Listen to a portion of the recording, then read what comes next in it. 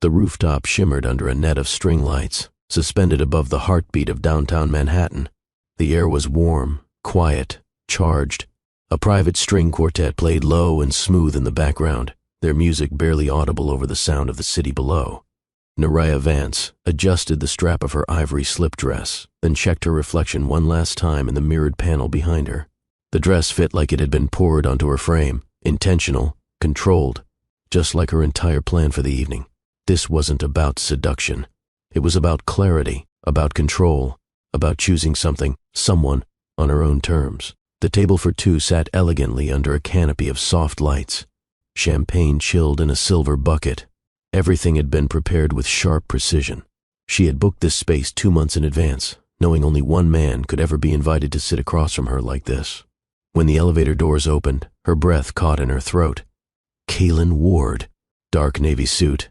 No tie. Top button undone. He walked toward her like he owned the ground beneath his feet. His eyes swept the rooftop, pausing only when they landed on her. He stopped walking. A slow grin crept across his face. Damn, Vance. What is this? Your birthday? Or did you just declare war on restraint? Her smile didn't waver. Neither. I wanted quiet. He stepped into her space and hugged her. Casual, brief, almost polite. But her skin reacted anyway. That scent, wood, citrus, something warmer underneath, always found its way into her nerves. She pulled back before it lingered too long. They sat. Between them stretched a skyline full of sharp glass and silent steel. Kalen raised a brow, studying her carefully. This feels loaded. It is, she said. The music played on. The wind was gentle, and her next words would change everything. Nariah didn't touch her wine. She simply stared at the man across from her, the one who had been there through every stage of her adult life, the one who never crossed a line. Until now. Kalen shifted in his seat, casually loosening his cuffs, but his attention never left her. You're quiet. That's usually when you're about to say something that wrecks me. She tilted her head slightly. Wreck you? You have that look. The one you get before you make a life-altering decision and drag me along for the fallout. She smiled faintly, then dropped her gaze. I'm 31, Kale. You don't look it, he said without hesitation. That's not the point. He nodded, waiting. I've done everything the right way. College, business, savings, boundaries. Waiting. She drew a steady breath. And for what? To keep pretending I don't want more? His eyes narrowed, now watching her like she was a calculation he couldn't quite solve. I've never... She started, then corrected herself. I haven't let anyone in. Not completely. Not like that. A muscle twitched in his jaw. You don't owe anyone that... I know, she said, lifting her chin, but I'm ready to choose it. With someone who sees me. He leaned back. Nariah, I want you to be my first, she said clearly. Kalen's glass paused midair. The silence that followed was not empty. It was thick, dense. He blinked once. Then again. What did you just say? She held his stare. You heard me. That's not something you just drop between oysters and skyline views. I didn't just drop it. I planned it. I thought about it. And I chose you. His mouth parted, then closed. You've always seen me, Kale, without performance, without pretense. You've held space for every part of me, grief, joy, rage, ambition. And I trust you. That's not about love or fantasy or some fairy tale ending. This is about ownership. My choice. He exhaled hard. Nariah, this is a line. She cut in. That we've danced around for 15 years. He said nothing. She leaned in, voice low. I'm not asking for forever. I'm asking for care, for presence, for honesty, and I trust no one more than you to hold that moment with me. His hands rested flat on the table now, like he needed something solid to hold him still. I want you, she finished. And if it's too much, just say so. I'll never bring it up again. Kalen didn't speak, not right away. The rooftop, once filled with soft music and glowing light, now felt like a frozen frame, like the air itself had stiffened between them. He opened his mouth, closed it, tried again. You're serious. Nariah didn't blink. As serious as I've ever been. He ran a hand through his neatly styled hair, eyes darting away for the first time. You've never said anything like this. Not once. I've never needed to. She folded her hands calmly on her lap. Until now, he gave a quiet, humorless laugh and leaned back, like the distance might help him think. This is big. You don't think this changes everything? It will. That's the point. Kalen's jaw tightened. Naraya, I've wanted you. For years. I've buried it because I respected the line. I didn't want to ruin what we had. Her voice dropped. And I've stayed quiet because I knew you wouldn't take that step. But now, I'm giving you the chance, with consent, with clarity. He looked at her, long and searching. His eyes were stormy, full of history, fear, and something she couldn't yet name. I don't want to be your regret, he said quietly. You won't be, she replied. Unless you say yes, and then treat it like it meant nothing. His stare held hers. And that's when she saw it, not hesitation, but reverence. That scared her more than anything. Kalen pushed his chair back just slightly, not to leave, but to breathe. He looked off toward the skyline, hands steepled beneath his chin. It was the kind of silence that didn't stall, it calculated. Naraya didn't flinch. She let him have the pause. Let him feel every inch of her courage pressed into the space between them. Finally, he spoke. Do you understand what you're asking of me? Yes, she said without blinking. You're not just my friend, Naraya. You're the constant in my life, the voice in my head when I'm about to screw up.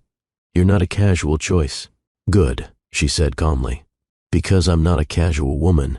His lips parted, then pressed shut.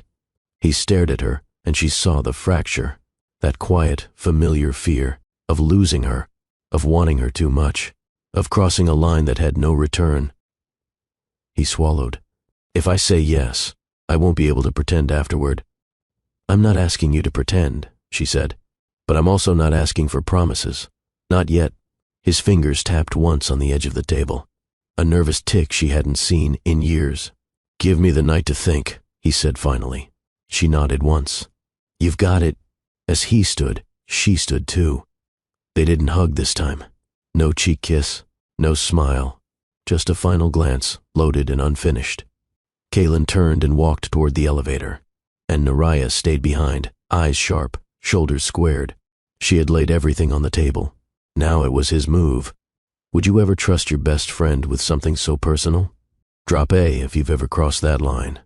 And while you're here, like this video so YouTube knows it's worth sharing. The floor-to-ceiling windows cast long columns of night across Kalen Ward's penthouse. Below him, Manhattan pulsed with the hum of late hours, lives unfolding, lights flickering, people moving on autopilot. But inside, the stillness was heavy. He hadn't touched the whiskey on the table. It sat untouched beside his untouched dinner, both forgotten the second he left that rooftop. Naraya's words played on a loop in his mind. I want you to be my first. Not flirtation, not confusion, just Naraya, calm, intentional, terrifying in her clarity. He leaned his elbows on the back of the couch, staring out at the skyline. What the hell are you doing, man? He muttered to himself.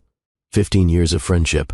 15 years of keeping a respectful distance while secretly memorizing the sound of her laugh, the way her eyes locked onto his when she wanted the truth, the way she always managed to remain soft even in the sharpest rooms. He wanted her. Badly. But it wasn't lust that had him pacing like a man on the edge. It was fear. If he said yes, and it went wrong, he wouldn't just lose a night. He'd lose her. And that would wreck him. She wasn't asking for romance. She wasn't dangling love or expectation, but her request held weight. It wasn't just about the act. It was about who she chose to give it to. And she'd chosen him. He ran a hand through his hair and whispered to the silence, You ask me for care, but you have no idea how long I've been trying not to give you everything. The city below kept breathing, but inside Kalen, everything had shifted. Kalen stood barefoot in his living room, phone in hand, thumb hovering over her name. The city moved beyond the glass, but all he could see was her face when she said it. He hit dial. She picked up on the first ring. You took longer than I expected, Naraya said coolly. I wasn't sure if I should call. Then why did you? He hesitated, then said plainly, Because I can't stop thinking about it. About you. There was a pause. She didn't rush to comfort him, didn't fill the silence with softness. You don't owe me anything, she said finally. Not even this call. He closed his eyes. Don't say that. Why not? I asked. You're allowed to say no. But that's the thing, he breathed.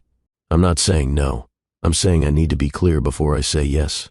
Her voice dropped a little. I'm listening. If we cross this line, I won't be able to treat it like a favor, he said. This won't be a check mark or some experiment for me. I never asked for casual, she replied. I know, but I need to be honest. If I take you there, I won't be able to act like nothing changed.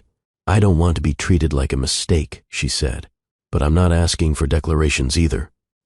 I need your boundaries, he said. Tell me what this isn't. She took a breath. This isn't about a relationship. It's about trust. I'm not looking to change what we are overnight, but I'm also not going to be anyone's secret regret. I wouldn't disrespect you like that, he said quietly. Then show me, she answered.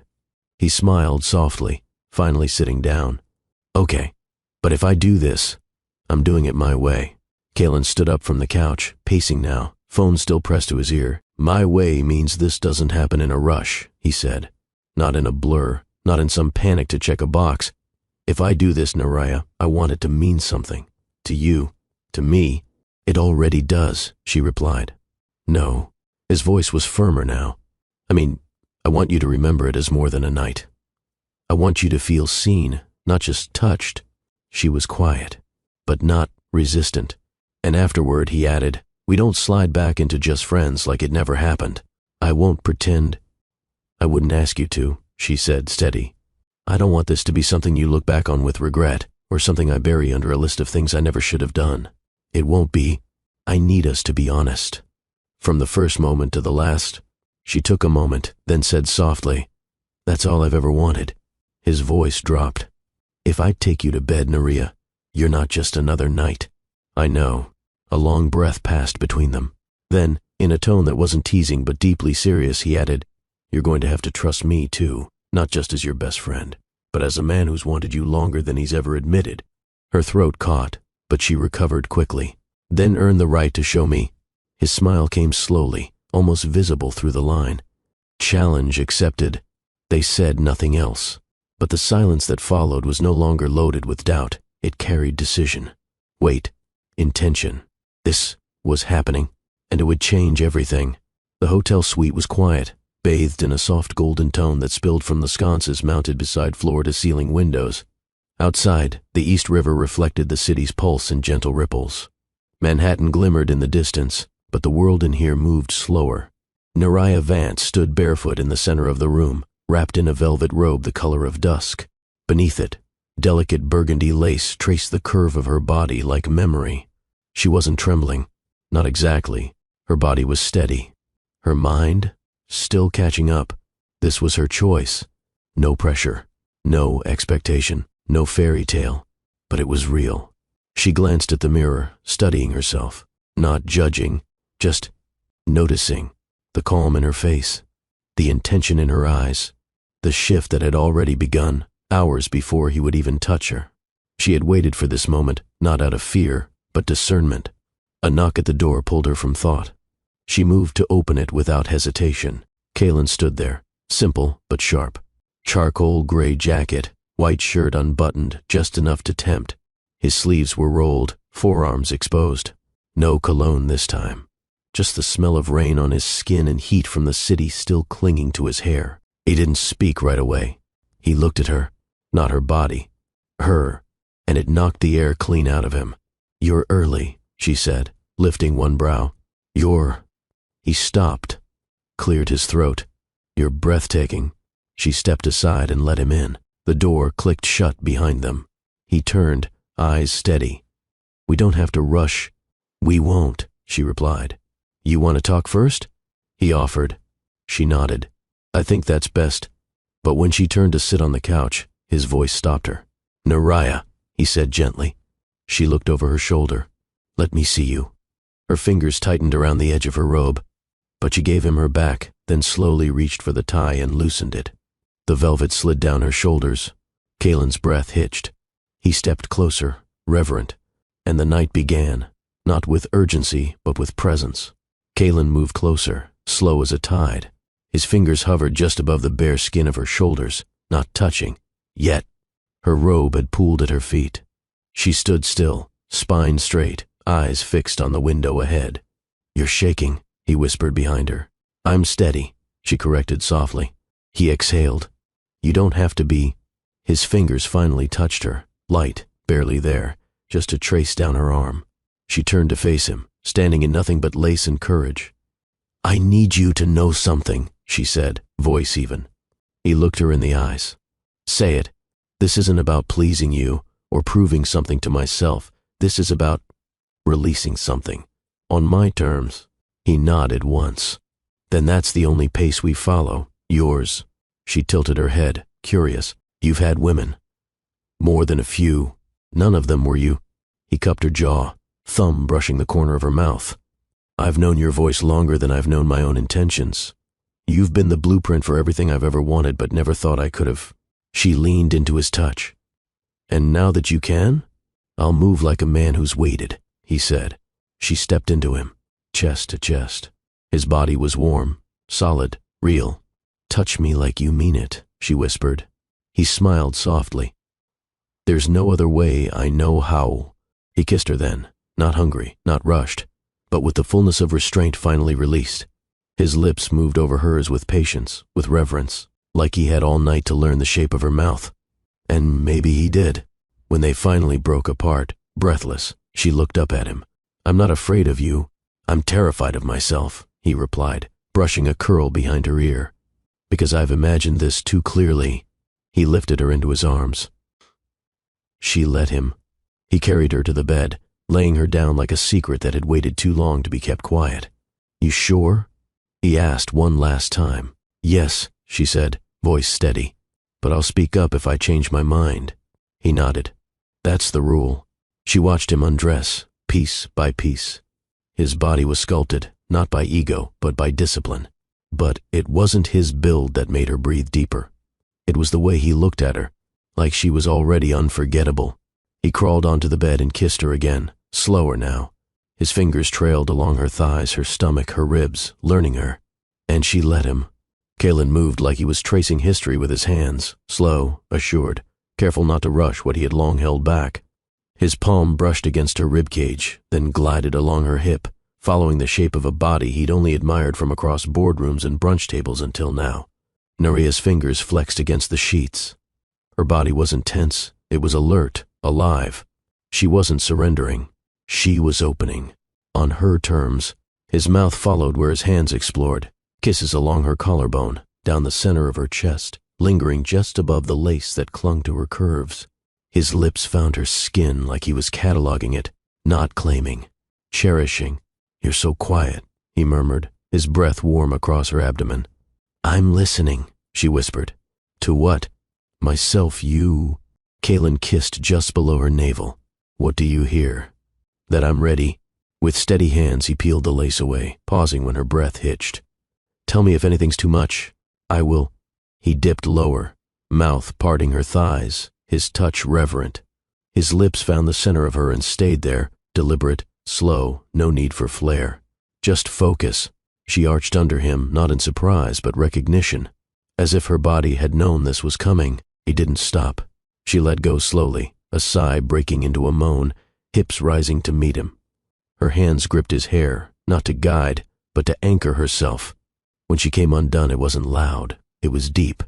From the throat, from the heart, Kalen kissed her inner thigh, then moved up her body, pressing soft kisses along her skin until he met her lips again. "Still with me?" he asked. She pulled him down. "You haven't even begun." He groaned softly, then positioned himself above her. She felt him, thick, hot, ready, but he didn't push in. "Not yet. I need to look at you," he said. "Then look." Their eyes held. He pushed in slowly, inch by inch, watching her, waiting for any sign of resistance. She gasped, but didn't pull back. Her legs wrapped around him, urging him closer. Kalen stilled once he was fully inside her, chest rising and falling with restraint. "You okay?" "I'm full," she said. "And I want more." He began to move. Their rhythm was deliberate, deep. His hand slid under her back, lifting her slightly, adjusting their angle until her breath caught again. She bit her lip. He kissed her jaw, her neck, her mouth. He didn't rush, even as she tightened around him, even as her nails scraped his shoulders. "You feel like you were made for me," he growled. "And you're going to ruin me," she whispered. He kissed her again, harder now, hungrier. Their bodies moved together, not in pursuit of release, but in communion. She reached her peak again, louder this time, broken. He followed, hips jerking, breath stuttering. But even when they came apart, he didn't collapse. He stayed inside her, forehead resting against hers, his thumb brushing her cheekbone. "You still trust me?" he asked. "With everything," she said. Kalen moved like he was tracing history with his hands, slow, assured, careful not to rush what he had long held back.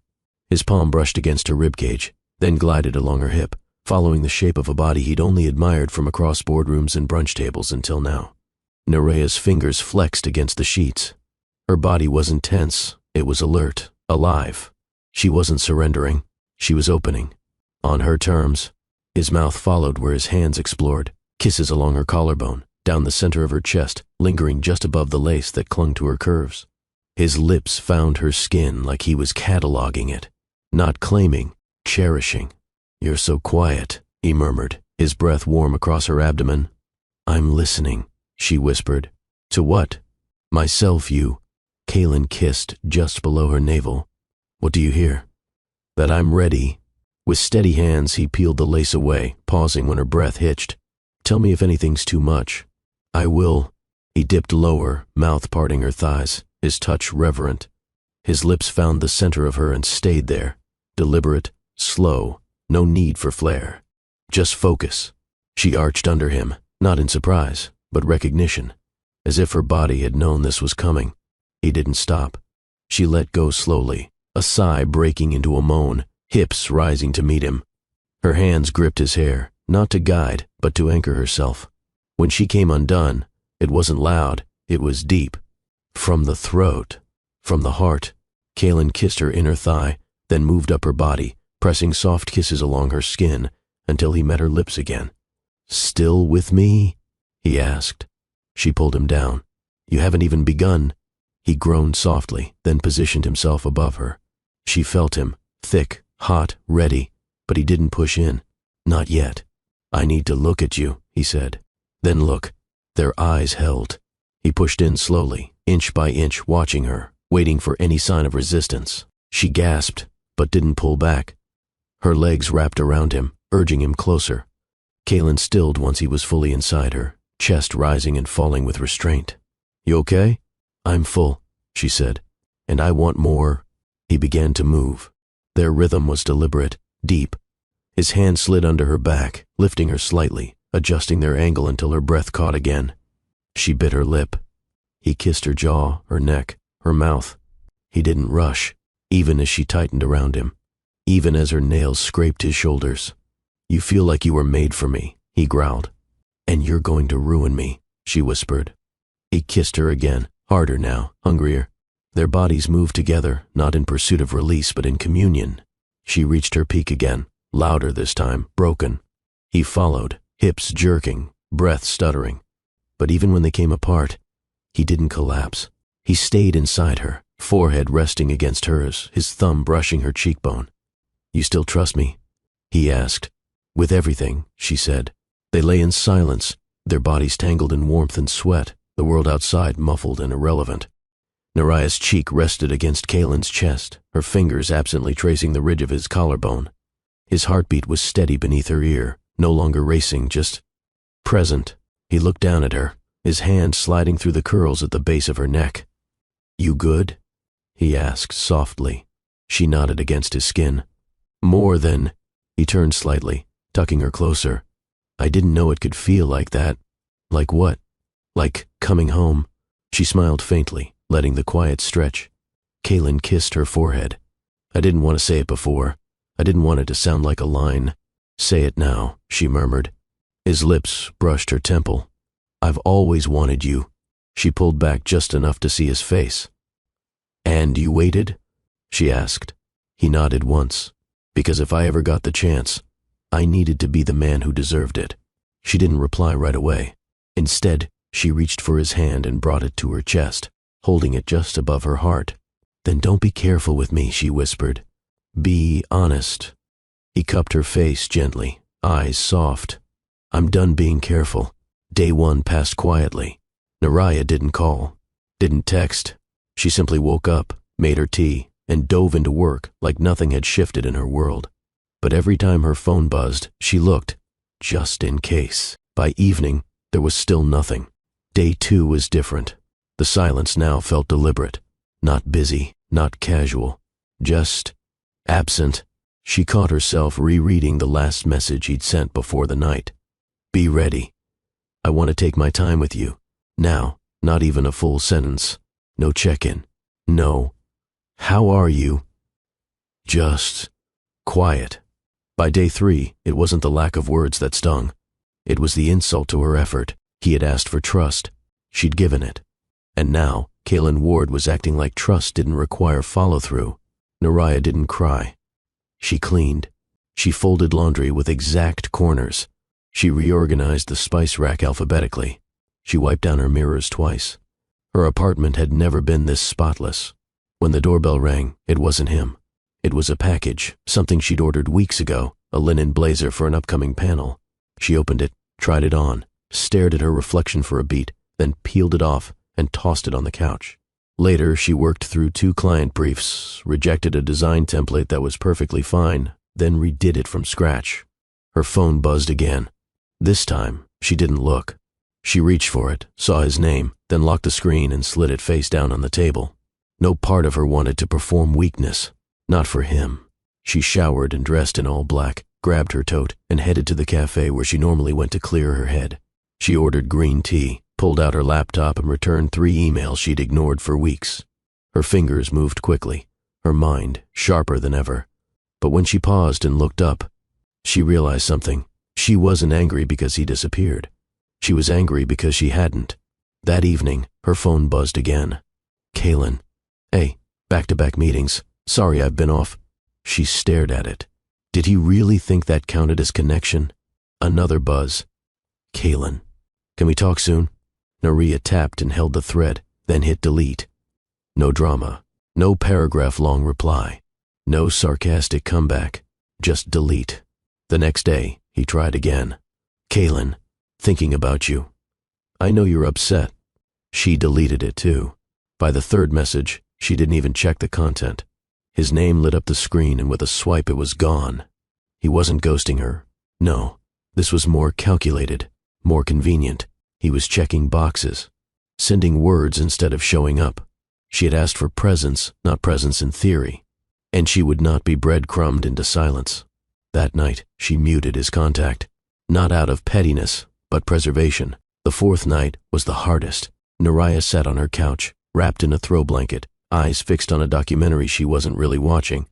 The wine glass in her hand had been full for over an hour. She hadn't taken a sip. She wasn't lonely, but she noticed the absence of his voice, of his presence, of the man who once said her silence was the loudest sound in his world. Now he was ignoring it. She could have called him. She could have pressed him for answers, demanded accountability, but that would have defeated everything she stood for. If he couldn't follow through after asking for something so sacred, he didn't deserve to hear her voice. She turned off the TV, walked to the kitchen, washed the untouched glass, dried it, put it away, and went to bed alone, still whole, still Naraya. Naraya sat at her vanity the next morning, tying her scarf as sunlight stretched across the room. Her phone remained silent. A memory floated forward, uninvited but vivid. She was 15 again, sitting on the curb outside her aunt's house, trying not to cry after her mother's funeral. Her dress was too tight, her shoes too big, and grief sat heavy in her chest like wet concrete.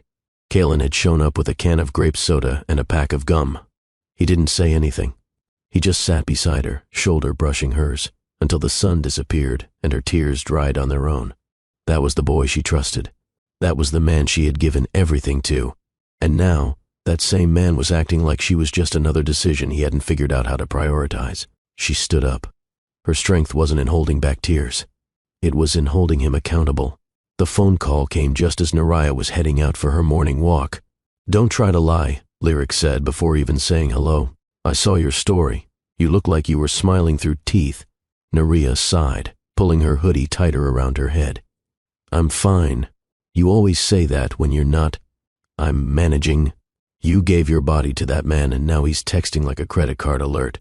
Lyric snapped. I told you. Quiet men can be dangerous when they stop showing up. I don't regret it, Nerea said, pausing under a tree. I just hate this part.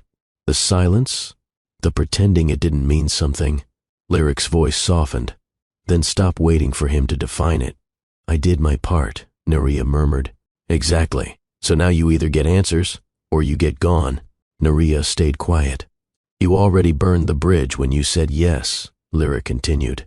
Might as well walk across it and see what's on the other side. A long beat passed. You think I'm stupid? Nerea finally asked. No, Lyric replied. I think you're in love with a man who doesn't know what to do with someone who sees him completely. Nerea didn't answer. She didn't need to. She was already turning back toward her apartment, already reaching for her phone. Nerea didn't bother rehearsing. She didn't fix her hair or touch up her makeup. She just walked straight to her phone, opened their thread, and typed, We need to talk.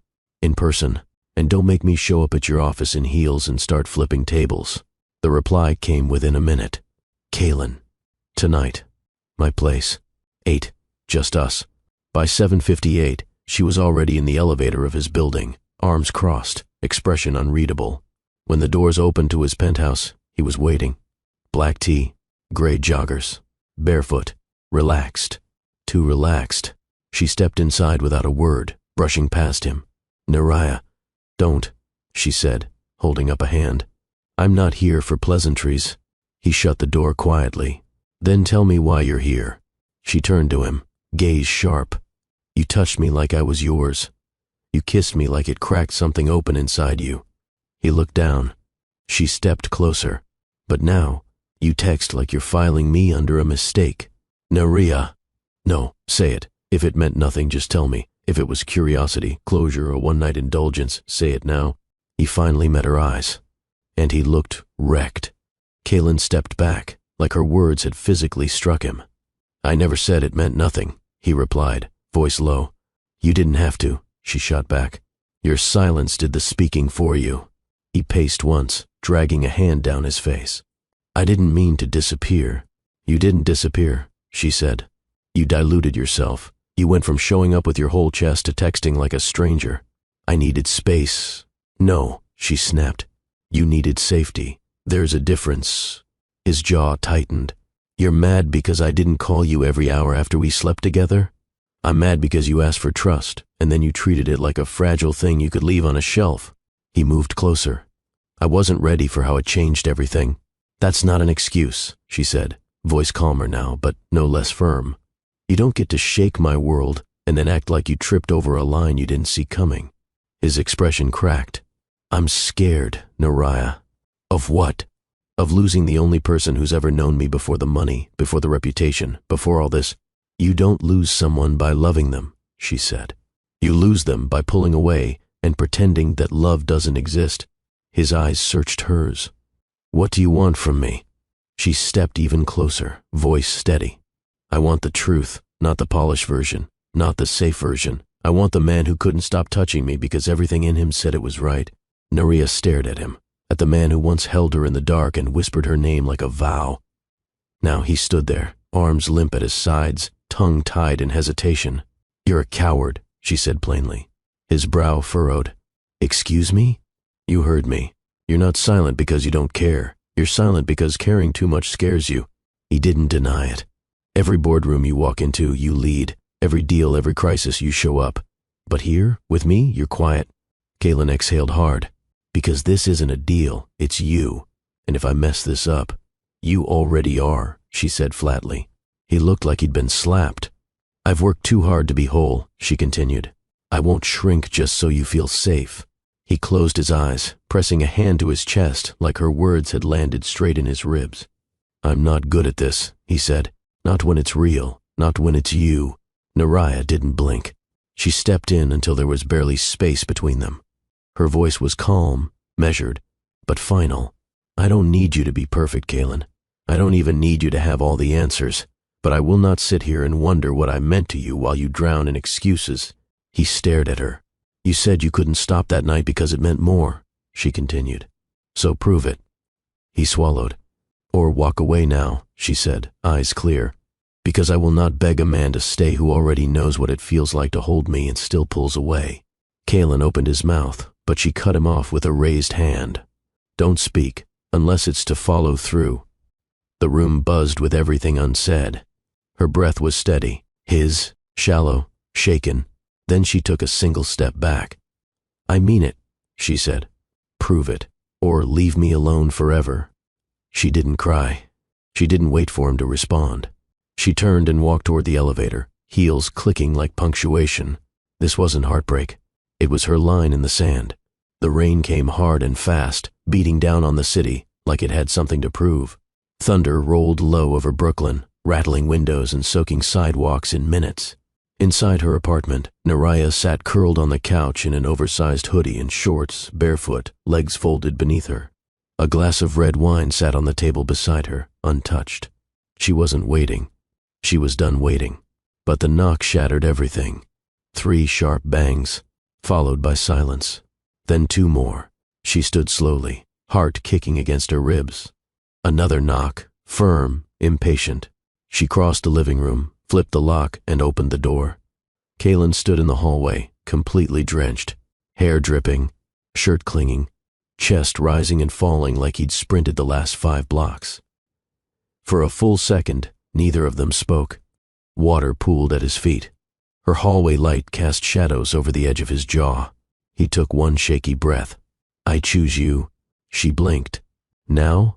In the rain, in your doorway, in whatever moment you'll have me. He stepped forward, water splashing lightly with his movement. I've been running from you since the first time I realized you weren't just beautiful, you were dangerous. To my pride, to my control, to every version of me that existed before you touched me. Her lips parted, but no sound came. I can't do silence anymore, he whispered. Kalen took a step inside, soaked shoes tracking water across the hardwood, but Naraya didn't stop him. I've never felt like this, he said, voice rough, eyes locked on hers. And it terrified me.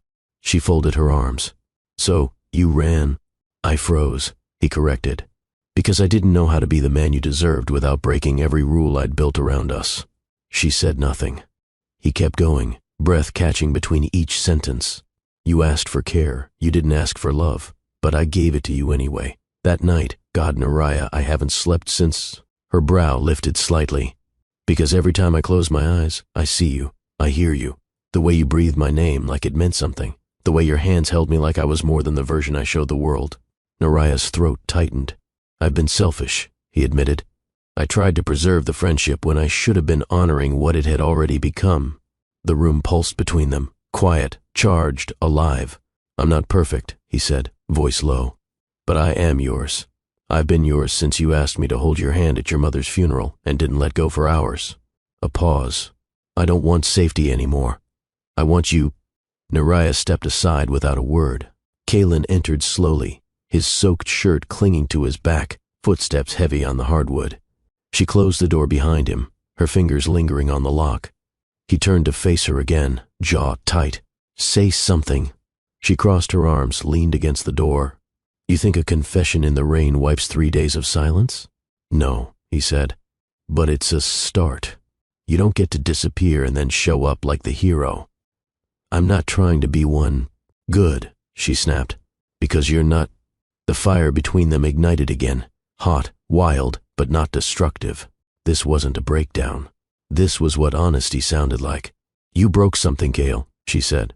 And I carried the weight of that silence while you figured out whether I was worth speaking to.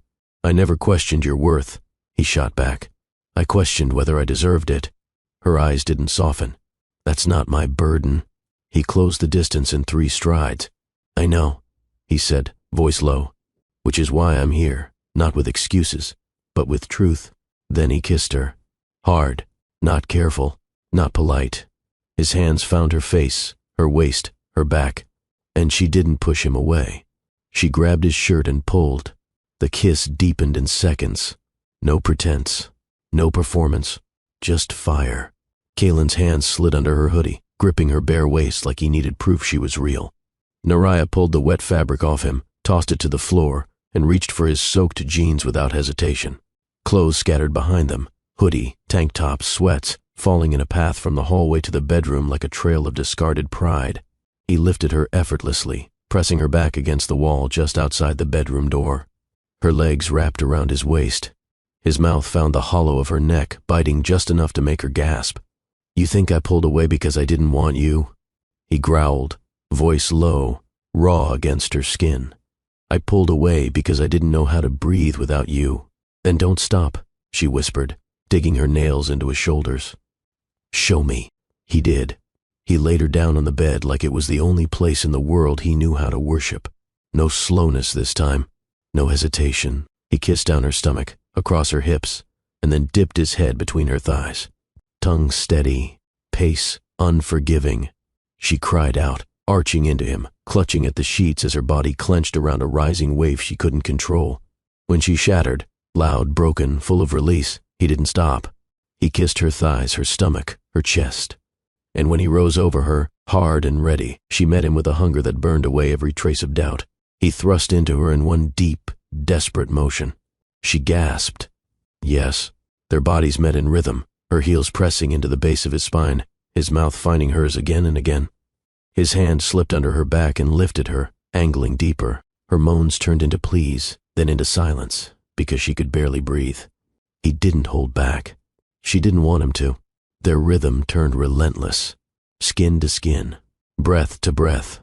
Nariah gripped his shoulders as his body pressed deeper into hers, sweat slick on his back, his name falling from her lips like a prayer. Kaylin held her face with both hands, staring down at her like she was the only thing anchoring him to earth.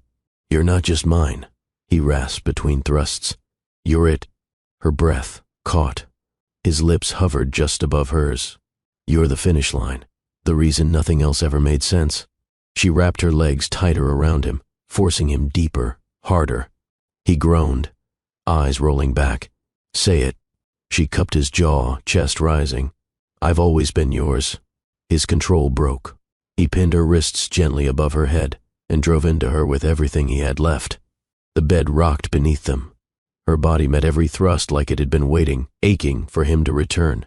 She cried out again, this time not from release but from recognition, because his words weren't foreplay anymore.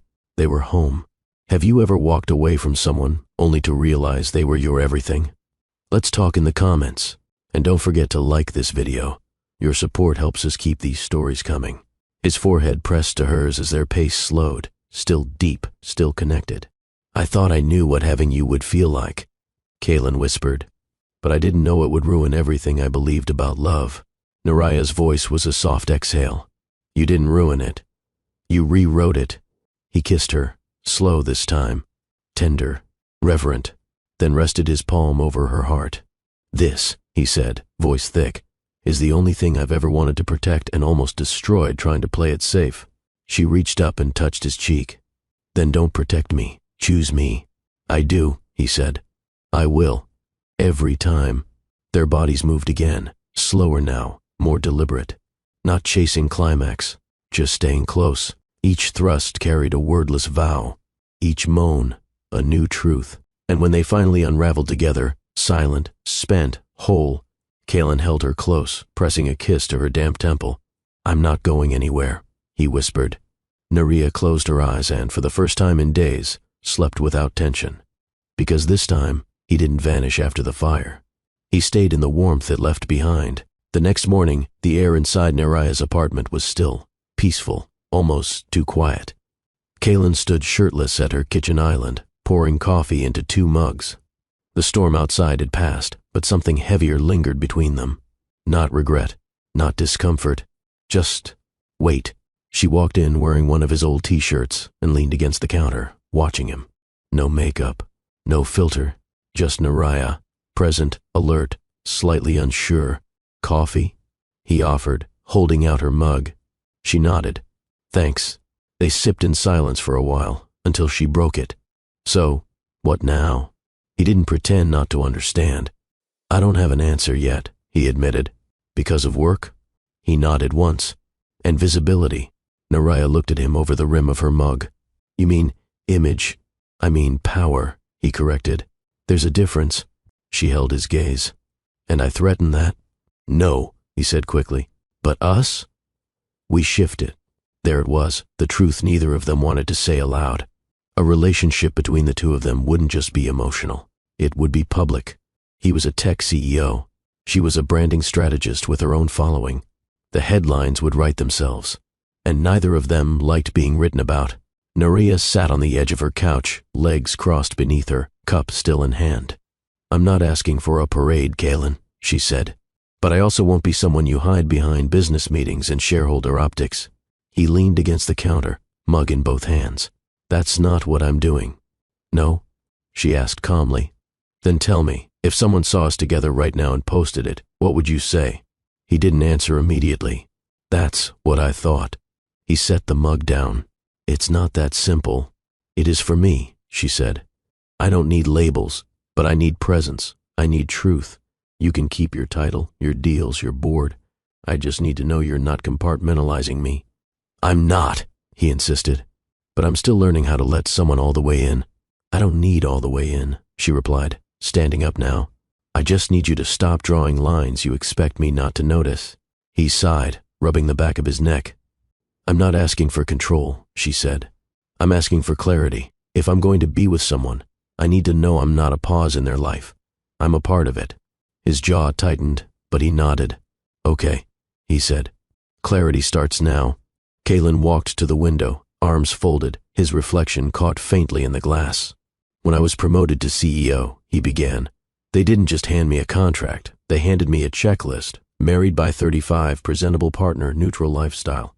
Naraya raised an eyebrow. "Neutral?" "Non-disruptive," he clarified. "No controversy, no bold headlines, no woman too successful, too political, too visible." She let that sink in. "You mean no woman who could outshine you?" He turned to face her. "No woman who could force them to ask questions about why I chose her instead of what they expected." She crossed her arms. "And what exactly do they expect?" He didn't flinch. "Someone easy to place next to me in pictures, someone with soft edges and no opinions. And I'm not that." "You're exactly not that," he said. "You walk into a room and rearrange the air." She stared at him, unimpressed. "I'm not asking you to shrink," he said. "But I need you to understand the kind of rooms I sit in, Naraya. These men don't care about heart. They care about control." "And you?" she asked. "I care about not losing the only person who's ever seen me without all this." She exhaled slowly. "So what now?" He stepped forward, voice steady. "Now we write our own version." Naria leaned back against the couch, arms folded. "I don't need promises," she said. "I need partnership." Kaylin nodded slowly. "Then let's move like we mean it, just not like we owe anyone a timeline. No headlines, no announcements," she added. "But no hiding either," he said firmly. They stood facing each other now, close without touching. Everything about this felt like new territory, uncharted, cautious but intentional. "No pressure to define it?" she asked. "No performance to prove it," he said. A small smile tugged at her lips. "You're learning," she murmured. "I'm paying attention," he corrected. "To you, to this." They stood there for a quiet beat. Then Kaylin extended his hand. Naraya looked at it, then up at him. "This isn't symbolic?" she asked, half teasing. "It's breakfast," he said, "and I'm hungry." She laughed softly and took his hand. The kitchen smelled like cinnamon and coffee. Kaylin stood at the stove flipping pancakes with one hand, while Naria leaned against the counter, sipping her second cup of tea and watching him fail at keeping batter from burning. "You sure you're a CEO?" she teased. "Because these pancakes look like they came out of a crisis meeting." He glanced over his shoulder. "This is innovation under pressure." She grinned. "You mean edible chaos." He plated the least damaged one with a dramatic flourish and set it in front of her. "To the woman who demands clarity," he said. She raised her mug. "To the man who's finally listening." They ate in silence for a few minutes, comfortable, slow. The tension of the past few days had thinned, replaced by something gentler. "Earned. I've been thinking about taking some time off in the fall," he said suddenly. Her brows lifted. I want time. Real time, not to run. Just be with me." He didn't hesitate. "If you'll have me." She looked at him, this man who had once been her best friend, then her confusion, then her choice. "I'm not going anywhere," she said softly, "but if we do this, It's day by day. Good, he replied. Because that's how I want you. Every day, one at a time. The invitation had arrived with black foil embossing and gold trim, just like every other high-profile event in the city. But this time, it came with a handwritten note tucked inside. Will you stand next to me tonight? Not as my +1, as my person. Kelnaria stared at the card for a long moment before letting a smile break across her lips. She said yes, and now, standing at the entrance of the Metropolitan Gala Hall, she adjusted the strap of her sleek black gown and glanced up at him. Kalen stood tall beside her, dressed in a tailored midnight suit that complemented her perfectly. His hand rested gently on her lower back, calm but steady, like he was reminding her without words, "I've got you. You ready for this?" he asked. She glanced around at the sea of photographers, socialites, and CEOs. "Are you?" He leaned in close. "You're the only thing I've ever been sure of." And just like that, they stepped inside, together. Heads turned. Whispers followed. But Kalen didn't flinch. He didn't hesitate. He kept his hand on her the entire time. They hadn't even reached their table before the first executive approached. "Kalen," the man said, all polished teeth and sharp cologne. "Didn't know you'd be bringing company tonight." Kalen didn't blink. "Neriah Vance," he said clearly. "She's not company. She's someone who owns my heart." The air between them shifted instantly. The executive recovered with a stiff smile. "Well, that's quite the introduction." "It's the truth," Kalen said, guiding her forward without another glance. Neriah's steps stayed steady, but her fingers curled slightly around his arm. "Did you mean that?" she asked under her breath. He looked at her, serious. "I don't say things I don't stand behind. Not anymore." From across the room, a few board members exchanged glances. A woman in a red dress whispered something into her husband's ear. Another CEO gave a nod of acknowledgement and raised his glass in Kalen's direction. For the first time in a long time, Neriah felt the weight of her presence, not as an accessory, not as a secret, but as a statement. Kalen didn't need to say she belonged. He showed it. Neriah sat at their assigned table, half listening to the background chatter of industry elites. The candlelight caught the curve of her jaw, her expression poised but pensive. Kalen leaned in. "You okay?" She gave a small nod. "I'm not used to being seen like this." "You're always seen," he said. "They're just late catching up." Her lips curled at the corner. "You sure this isn't going to cost you?" He didn't look away. If it does, then it was overpriced to begin with. She glanced across the room, watching his eyes landed on her again and again. But this time, there was no shrinking, no folding herself smaller to make others comfortable. "I'm not overwhelmed," she said quietly. "I'm aware." He squeezed her hand beneath the table. "That's all I need you to be." A moment passed. She looked at him, not the CEO, not the man with the polished presence, but the one who'd made her tea when she was sick, the one who'd held her after the first night like she was made of something sacred. And silently she mouthed, "Thank you." Later in the evening, the host tapped a spoon gently against his glass and announced, "We'd now like to invite Kalen Ward to the podium, visionary leader, strategist, and tonight's keynote speaker." Applause rippled through the hall as Kalen rose from his seat. He brushed a hand lightly over Neriah's shoulder as he passed, then made his way to the stage. He didn't read from a card, didn't use a teleprompter. He looked out across the sea of polished faces and began. "We talk about innovation like it's just a product, a platform, but real innovation starts when you let yourself be seen and when you're brave enough to choose who stands next to you while the world is watching." There was a beat of quiet. No one moved. Kalen continued, voice even but deliberate. "Growth isn't just numbers and forecasts. It's about the people who challenge you to be more than your reputation, who hold you accountable when you'd rather play it safe, and who remind you, just by standing still, that you've already arrived somewhere worth protecting." Neriah didn't blink. Every word was deliberate. Every line, a private message dressed in public language. He finished with a simple, "Thank you," and returned to the table without looking at anyone else. Only her. Back at her apartment, the city lights flickered low outside the window. Neriah had kicked off her heels by the door, now wrapped in one of Kalen's oversized hoodies, legs tucked beneath her on the couch. He sat beside her, still in his shirt and slacks, loosened but not undone, like the tension had left his body but the purpose hadn't. Neither of them said much. They didn't need to. She leaned against his chest, head resting in the curve of his shoulder.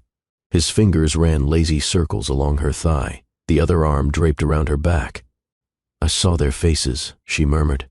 "I wasn't looking at theirs," he replied. She smiled faintly. "That speech? A risk? A message?" He nodded. "To them. But mostly to you." Silence again. Then Kalen tilted his head, speaking quietly into her hair. "I want to build something permanent." "With who?" she asked. "With you." Her breath caught. "But not on some corporate timeline," he added. "Not to make anyone else comfortable. I want to build forever, on your terms." She pulled back just enough to look at him. "You mean that I've never meant anything more?" She didn't answer right away. Instead, she cupped his face in both hands and kissed him, slow, certain, present. And when she pulled back, her voice was clear. "Then let's start now." It was just past 9 when Naraya stepped out onto the same rooftop terrace where everything had begun. Only this time, she wasn't the one who planned it. The string lights above her still glowed warm and golden, and the city stretched below in that same quiet brilliance, glass and steel blinking like slow heartbeats. But the table for two had been replaced. Now there was only one low table between two chairs, a single glass decanter in the center, and the subtle scent of cedar wood in the air. Kalen stood by the edge, back to her, hands in his pockets. She walked up behind him, heels clicking softly against the stone. "I remember this view," she said. He turned, a slow smile blooming across his face. "I remember that dress." She looked down at the silk gown, hugging her curves. "You asked me to wear something that made me feel like I chose myself." He stepped forward. "Did you?" "Every step," she said. "Even the ones that hurt." They stood face to face now. No tension, no performance. Just two people who had climbed back from the edge of almost. Kalen reached into his jacket pocket and pulled out a small velvet box. Naraya tilted her head. "Is that what I think it is?" "Depends," he said. "You expecting a diamond and fireworks?" She arched an eyebrow. "You know me better than that." He opened the box and held it out. Inside sat a smooth, black obsidian band. The surface had a faint sheen, like glass under moonlight. Etched on the inside were two small initials, N+C. Naraya didn't say a word. "It's not a proposal," Kalen said quickly. "It's not timed, not rehearsed, and definitely not for headlines." He stepped closer. "It's just a promise of presence, of permanence, that I'm not running, that I'm building, with you, not around you." She reached out and lifted the ring carefully, running her thumb over the engraving. "Why obsidian?" she asked softly. "It's protective, formed from fire." "Solid as hell," he said. "Reminded me of someone." Her lips parted, and this time she didn't smile. She felt fully, quietly, completely. Naraya stared at the obsidian band resting in her palm. It was simple, weighty, without pretense. "I've never liked the idea of belonging to someone," she said. "You don't," Kalen replied. "You belong to yourself, always have." "Then what's this for?" He reached for her free hand. "It's for the moments I won't always get right, for the days I overthink and underdeliver, for the spaces where silence once lived. It's my reminder that none of it works unless it works for you, too." She looked up at him, searching his face for hesitation. There was none. "This isn't a claim," he continued. "It's a commitment, one I don't need a ceremony to prove." A breeze passed between them, soft and cool. She slipped the ring onto her right thumb. It fit perfectly. She held it up. "So this is what permanence feels like." He smiled.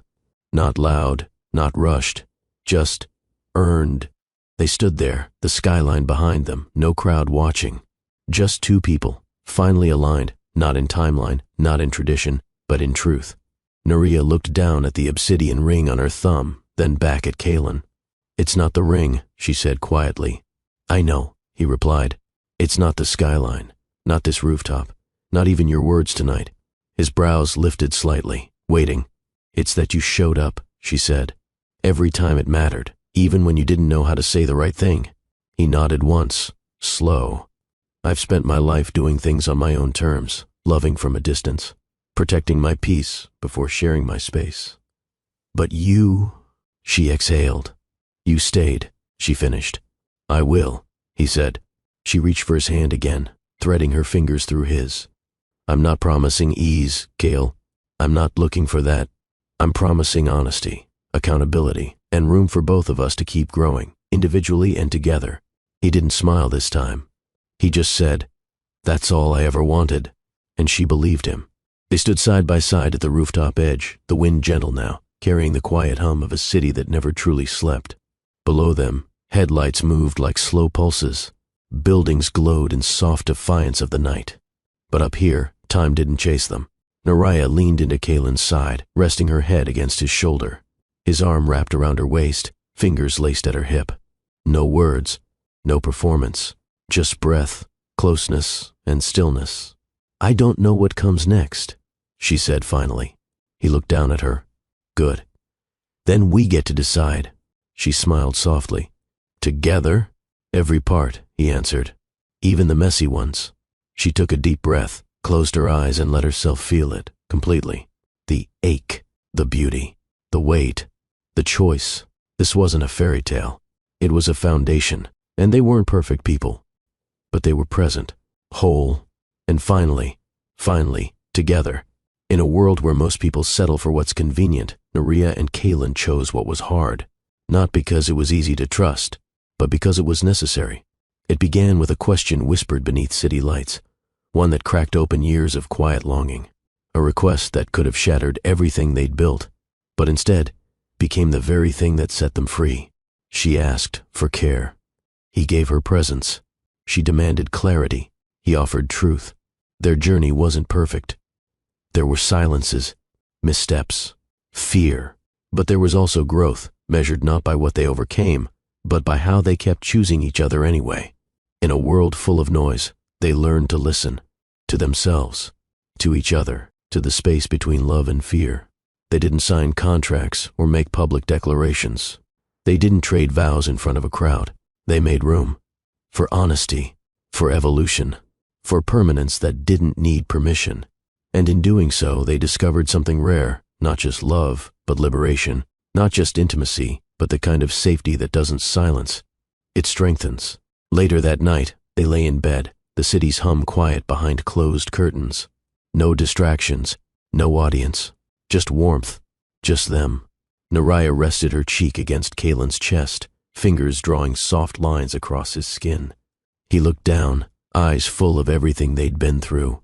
"You know," she whispered, "I gave you my first." Kaylin brushed a hand over her back, waiting. "But you gave me my always." His chest rose under her palm. He didn't respond with words. He kissed her forehead instead, because sometimes truth didn't need repetition. It just needed to be held. If this story touched your heart, if you've ever loved someone in silence, waited for clarity, or fought for something real, drop your thoughts in the comments. Let us know the moment that moved you most, and if you believe in stories that carry soul, honesty, and fire, like this video, share it with someone who needs it, and subscribe to Mr. Peterson Long Stories, where love is messy, truth is loud, and every chapter leaves a mark. The delivery room was still except for the steady beeping of machines and the distant murmur of nurses in the hallway. Naraya lay back against the pillows, skin glowing with sweat, curls clinging to her forehead, her eyes locked on the small bundle nestled in her arms. He was wrapped in a soft navy blanket, his face impossibly calm for a newborn. A perfect swirl of dark brown curls rested on his head, and when he yawned, his tiny fist tightened just once, then relaxed against her chest. Kaylin sat beside her, silent, overwhelmed. His hand cradled the boy's head with a reverence no one had ever seen on him before. "He looks like you," Naraya whispered. Kaylin shook his head slowly. "He looks like us." They had chosen not to find out the gender beforehand. It hadn't mattered. Nothing had. Not the nursery paint, not the name debates, not even the fact that their birth plan had unraveled into an unexpected emergency C-section. Because the moment the doctor held him up and announced, "You've got a son," everything shifted. Naraya hadn't cried during the procedure, but she did now. Soft tears trailed down her cheeks as she kissed her baby's forehead. "I didn't know I could love like this," she whispered. Kaylin leaned closer, resting his forehead against hers. "You've always had that in you," he said. "You just finally had room to let it out." They named him Cairo Elias Ward, after the strength of cities and the softness of grace. The nurses came to take him briefly for checks, and Naraya let go only when Kaylin promised he wouldn't let the baby leave his sight. When she was alone, just for a moment, She exhaled deeply. She had given herself away once, intentionally, on her own terms. And now, she'd given life, not just to a child, but to a new version of herself. A woman who had chosen love, fought for clarity, demanded presence, and received all of it in return. When Kalen came back in with Cairo in his arms, he looked at her like she was still the most beautiful thing he'd ever seen. "Welcome to forever," he said. And Naraya, tired, radiant, full, nodded slowly, smiling through fresh tears. "I was born for this,"